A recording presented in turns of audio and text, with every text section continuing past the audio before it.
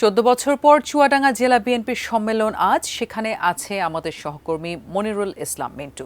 বিস্তারিত জানতে সরাসরি যুক্ত হচ্ছি তার সাথে। মিন্টু, সম্মেলনে তো দলের ভারপ্রাপ্ত চেয়ারম্যান তারেক রহমান বক্তব্য দেওয়ার কথা, বিস্তারিত আমাদেরকে যদি জানাতেন।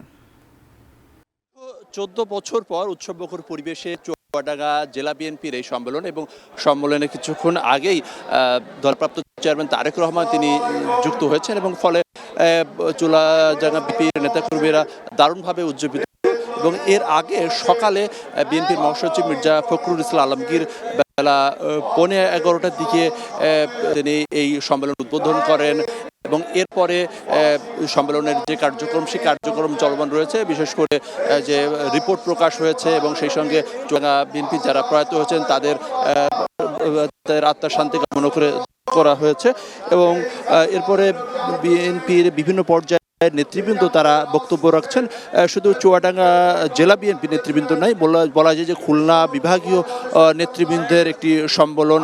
এখানে দলের মহাসচিব ছাড়াও দলের ভাইস চেয়ারম্যান শামসুজ্জামান দুদু, এই চুয়াডাঙ্গারই মানুষ তিনি রয়েছেন। পাশাপাশি রয়েছেন বাবুনিতা ইরা চৌধুরী, এছাড়া বিএনপি চেয়ারপারসন উপদেষ্টা সৈয়দ মেহমেদ আহমেদ রুমি রয়েছেন। সেই সঙ্গে খুলনা জেলার ভারপ্রাপ্ত সাংগঠনিক সম্পাদক অনিত ইসলাম অমিত রয়েছেন, আজুল বাড়ি হেলাল, জয়ন্ত কুণ্ডু সহ খুলনার বিভাগের সব বিভিন্ন পর্যায়ে নেতৃবৃন্দ তারা রয়েছেন।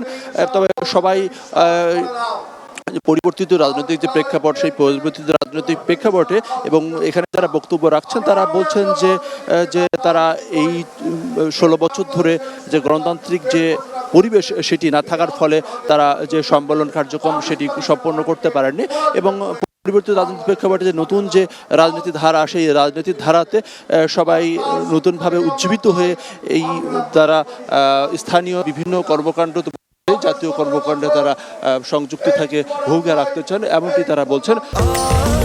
স্বাস্থ্যকর অল টাইম ফ্যামিলি কেক, সব সময় অল টাইম হেলদি লাইফ। প্রথম সেশন চলছে। প্রথম সেশনেই বিএনপির ভারপ্রাপ্ত চেয়ারম্যান তারেক রহমান তিনি বক্তব্য দিবেন। এরপরে ব্যালটের মাধ্যমে জেলার বিএনপির যে নেতৃবৃন্দ তাদেরকে নির্বাচিত করা হবে। 808 জন কাউন্সিলর তারা তাদের যে 151 জনের যে কমিটি সেই কমিটি তারা নির্বাচিত করবেন এবং যে একেবারে বলা যায় সুশৃঙ্খল সুন্দরভাবে সকাল থেকে এই কাউন্সিলের কার্যক্রম চলছে। চুয়াডাঙ্গা টাউন ফুটবল মাঠে একেবারে পুরো ময়দান সামিয়ানায় টাঙানো হয়েছে সাজ সেই রব রয়েছে এবং ব্যানার ফেস্টুন এবং নেতাদের ছবিতে সম্বলিত রয়েছে এই পুরো এলাকা। এবং তবে সবাই অপেক্ষা করছেন যে কখন দলের ভারপ্রাপ্ত চেয়ারম্যান তারেক রহমান তিনি বক্তব্য দেবেন, জাতির তিনি কী ধরনের নির্দেশনা দেন সেটি তারা অপেক্ষা করছেন। এবং আপনি জানেন যে এই চুয়াডাঙ্গার নানা ধরনের সমস্যা রয়েছে, এখানে সন্ত্রাস সমস্যা রয়েছে এবং বিশেষ করে মাদকের সমস্যা রয়েছে, বিশেষ করে সীমান্তবর্তী এলাকা। এবং সেক্ষেত্রে নিশ্চয়ই দলের ভারপ্রাপ্ত চেয়ারম্যান তারেক রহমান এই বিষয়টি অ্যাড্রেস করে তিনি বক্তব্য রাখবেন, কারণ তিনি যখনই যেই এলাকায় যুক্ত হন সেই এলাকার সমস্যা নিয়ে কথা বলেন, সেই এলাকার যে করে ভালো দিক থাকলে সেই বিষয়গুলো তুলে ধরেন। এক্ষেত্রে চুয়াডাঙ্গার বিভিন্ন বিষয় নিয়ে তিনি এমনটি অপেক্ষা রয়েছেন। তবে এখন পর্যন্ত যেসব নেতৃবৃন্দ তারা বক্তব্য রেখেছেন তারা বলছেন যে তারা ফ্যাসিবাদী যে ফ্যাসিস্ট সরকার ছিল শেখ হাসিনা সরকার, সেই শেখ হাসিনা সরকারের সময় তারা তাদের যে রাজনৈতিক অধিকার গণতান্ত্রিক যে কার্যক্রম সেই কার্যক্রমগুলো তারা ঠিকমতো পালন করতে পারেনি। মামলা হামলা গ্রেপ্তারের মধ্যে দিয়েই তাদের আসলে পালন করতে হচ্ছে, যার কারণে 14টি বছর যে সম্মেলন করতে সেই সময়টি লেগে গিয়েছে।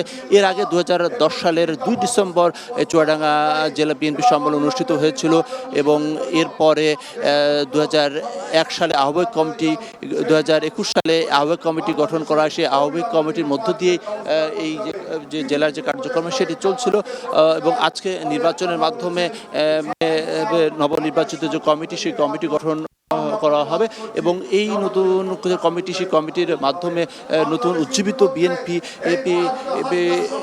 স্থানীয় যে নাগরিক সমস্যা রয়েছে সেইগুলো নিয়ে তারা কাজ করবেন এমনকি আসলে প্রত্যাশা করা আছে। এবং সেই সঙ্গে যেসব নেতাকর্মীরা রয়েছেন বিভিন্নভাবে নির্যাতিত নিষ্পেষিত ছিলেন তাদের পাশে দাঁড়াবেন এমনকি সাধারণ যে নেতাকর্মী তারা প্রত্যাশা করছেন এবং একটি বৈষম্যহীন বাংলাদেশ গড়ার যে প্রত্যয় বিএনপির ভারপ্রাপ্ত চেয়ারম্যান তারেক রহমান তিনি প্রত্যয়ের কথা তিনি বিভিন্ন সময়ে বলছেন এবং এই সরকারকে সহযোগিতা করার জন্য সব ধরনের নেতাকর্মীদেরকে আহ্বান জানাচ্ছে। সেই ক্ষেত্রে এখানেও হয়তোবা সেই ধরনের বক্তব্য রাখবেন।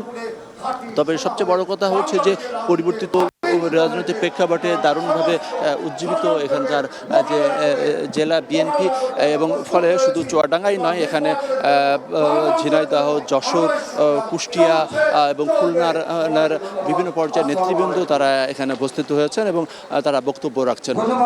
এই ছিল বলতে গেলে এখনকার মতো চুয়াডাঙ্গা টাউন ফুটবল মাঠে জাতীয় বিএনপির চুয়াডাঙ্গা জেলার যে সম্মেলন সেই সম্মেলনে সর্বশেষ অবস্থা। আর কিছুক্ষণ পরেই দলের ভারপ্রাপ্ত চেয়ারম্যান তারেক রহমান বক্তব্য রাখবেন, সেই বক্তব্যের জন্য আসলে সবার অপেক্ষা।